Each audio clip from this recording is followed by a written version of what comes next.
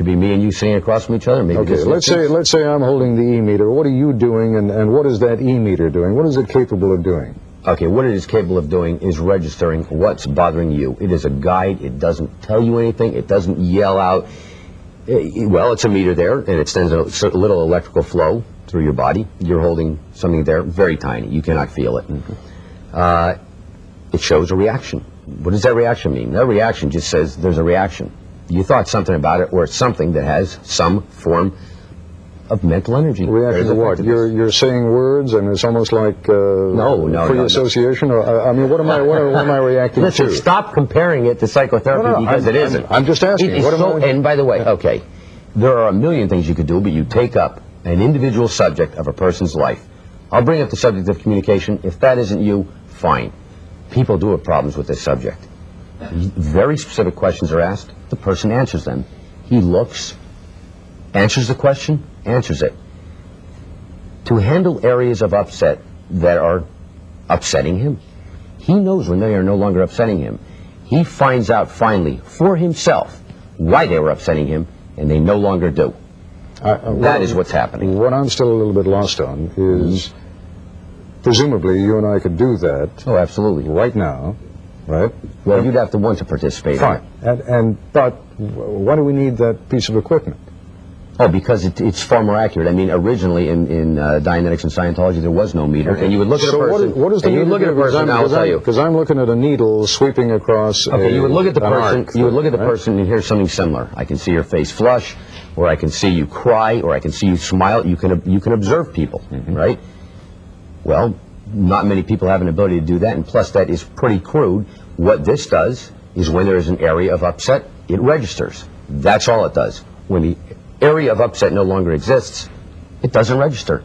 That's all it does. It is strictly a guide. And what is the communication is taking place between you and I? You see, we're in there together. I'm asking something about you. You're interested in finding out something about yourself. I'm there to help you find that. But I'll tell you, here's where else we differ from psychotherapy, psychology. Those people would tell you, this is your problem. That's a pretty arrogant position to take, for that person to tell you what's going on, considering every individual on this planet is different. Scientology, we show you a way to find out for yourself. And do you know who knows when you found out? You do. And if this still doesn't make sense to you, that's because you haven't done it. I can't be more clear. First principle in Scientology, by the way, Ted, you should understand is, in studying the subject or practicing it, never, ever, ever believe it just because we say it's so. Only once you have experienced it yourself and you find this concept to be true, should you then consider it to be true. Could you, just on the most basic level, I mean, you say originally it was done without the E-meter anyway. Could you, on the most basic level, do it with me right now?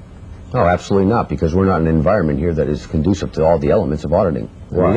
I'm perfectly comfortable here. Well, here's why. Because you're the interviewer here on the program, right, and you're the one who's in charge here on the program, and you're interested in doing a program. That instantly throws out the first 3 rudiments to doing this. It's not something. Fair enough. As a matter of fact... No, I buy that. That's fair enough. One of the other ways, if you're not going to use the E-meter, though, Forrest also showed some of the people working with what? Plasticine? Oh, yeah. You know, I mean, there's a sort of misconception that comes out. That's part of the study technology of Scientology. There's a study technology developed by L. Ron Hubbard. He isolated the 3 barriers to study. This is a technology that helps you study any subject. One of those is not having the mass in front of you. I'll give you an example. Not having the what? The mass of an object that you're studying in front of you. A good example, here we are in a studio and we have cameras all over the place. Imagine you were going to school when you were 15 and you're studying up on cameras and you've never seen one, okay? You wouldn't really quite understand it too well. It'd be better if you had the camera there that you could do it with. Taking something more crude than that, where we're not talking about electronics in any given area of study, the ability to demonstrate in clay a concept in the paragraph allows you to gain a greater understanding of that subject. This is something that he asked me about in the intro. There was a piece on it. But generally what people do is they'll be studying materials, and then they will see if they really understand it by demonstrating it in this clay. And if they can make a 3-dimensional figure of it, it often serves to clarify that concept and also show whether they understand it or not. And it's part of a study program. It's not a process of Scientology. We're not looking to make people better with this.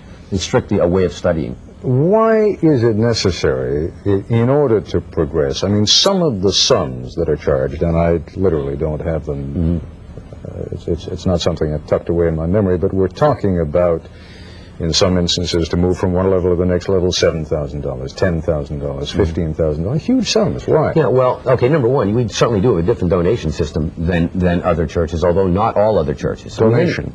Yeah, you call it a donation. Oh, absolutely, because there's people that are donating to the church, period. I understand, but are there people there who are making that progress? I mean, what, again, to get back to the person who doesn't have any money, what does he or she do? He trains in the subject of Scientology. He can then audit somebody else, and he can be audited by that person, and that's free. You see, people like to pull out the sexy part. I'd like to point out, Ted, the people that are complaining about it in your intro, the one girl there that was complaining about it, a girl named Vicky Azaran, which, by the way, this is a girl who was kicked out for trying to bring criminals into the church. I think I mean, you say a girl, I think we're talking about a grown woman, right? A grown woman, excuse me. I mean, a lady, Vicky Azaran. And you and she were at one point rivals for the leadership? Absolutely not. Absolutely not. I have no idea where Forrest got that from. Absolutely not. She violated the mores and codes of the group. She was removed for it. I was a trustee of that corporation. She knows it.